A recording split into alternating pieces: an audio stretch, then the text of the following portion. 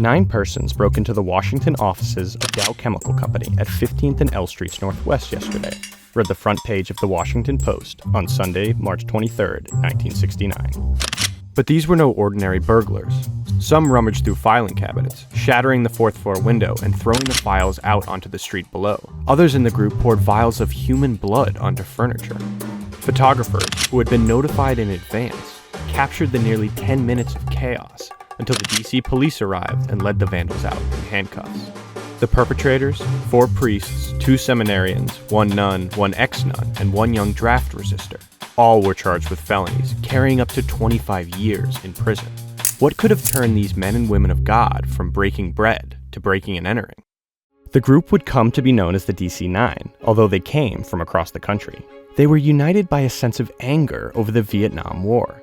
To me, the loss of lives, Vietnamese lives and American lives in the war, was just so intolerable. They also shared a sense that the church needed to be doing more. And we had no statement from bishops at all on the war. And I really was extremely embarrassed for the church not being a leader. They found a home in the Catholic Peace Movement, a loosely organized group of priests, nuns, and lay people who carried out acts of resistance against the Vietnam War. One such act was Catonsville 9, where activists broke into a draft office in Catonsville, Maryland, and burned draft cards with homemade napalm in 1968. We make our prayer in the name of that God whose name is peace, and decency, and unity, and love. Amen. The DC-9 had decided to target the producer of napalm itself. When ignited, the gel filling becomes a clinging fiery mass spreading more than a yard in diameter. It burns at approximately 1,000 degrees Fahrenheit. In use since World War II, napalm was one of the most brutal aspects of a brutal and unpopular war. From 1963 to 1973, U.S. and Allied forces dropped 388,000 tons of it throughout Vietnam, during a conflict that may have killed as many as 2 million Vietnamese civilians. Out on bail, the DC-9 published stolen documents laying out Dow Chemical's role in the American war effort, alongside an open letter to the corporations of America. We warn you, Dow Chemical Company, that we will no longer tolerate your refusal to accept responsibility for your programmed destruction of human life. So they made the napalm, they made the black bags that people came home in, and they made the default against it. They were so involved in this war as a profit-making venture. Others had targeted Dow Chemical before. From 1966 to 1970, there were over 200 protests against Dow recruiters on college campuses. But the DC-9 struck a nerve. The anti-war movement rallied around them. There were protests across DC, and someone even lit a crucifix with napalm on the steps of the Basilica in solidarity. But for many Catholics, clergy committing crimes was a scandal. When Sister Joanne Malone returned to her Catholic school to teach while out on bail, a quarter of the student body stayed home in protest.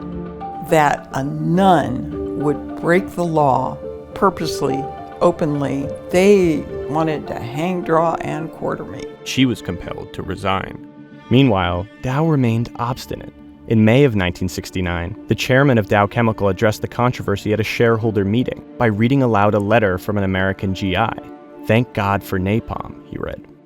And then came the criminal trial, which made the break-in look as orderly as Sunday Mass. The DC-9 faced a difficult case. After all, they'd invited photographers, distributed a manifesto, and were caught red-handed, literally. But their court case served another purpose. We wanted to be a voice to tell the American public, or whoever would listen, what was going on in Vietnam, the vastness of the suffering, the number of people being killed, the children maimed with napalm. But the judge, John Pratt, a devout Catholic and a wounded veteran, had no intention of letting his courthouse become a forum for political discussion.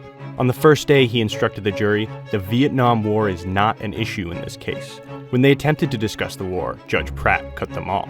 When they attempted to fire their lawyers and speak directly to the jury, Judge Pratt refused, fearing that the trial could get out of hand. But by day 3, things got out of hand anyway. Fist-swinging, pushing, grabbing, shouting melee erupted among spectators, defendants, deputy marshals, and special policemen, wrote the Washington Post. At least 5 persons, including 2 women, were thrown bodily out of the door of the courtroom.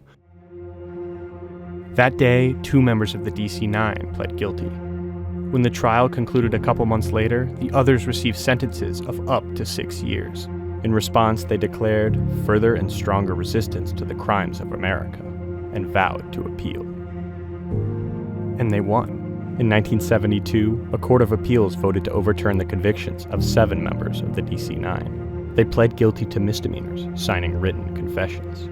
Reverend Michael Dougherty's began. On the cold March day some years ago, slightly before Easter of that year, here in this city, I climbed 4 flights of stairs to the offices of a business known to create the clear plastic that wrapped the food in my mother's refrigerator, a foaming chemical that dissolved the grease in our kitchen stove, and a jelly that burned, by design, a child of mine alive.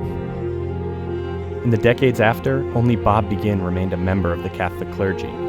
They remained close, even celebrating the 40th anniversary of the break-in together.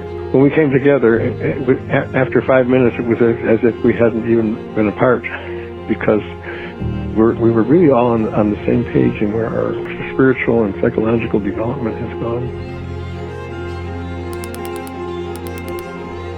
Discover more DC history at our Boundary Stones playlist, and subscribe to WETA PBS on YouTube.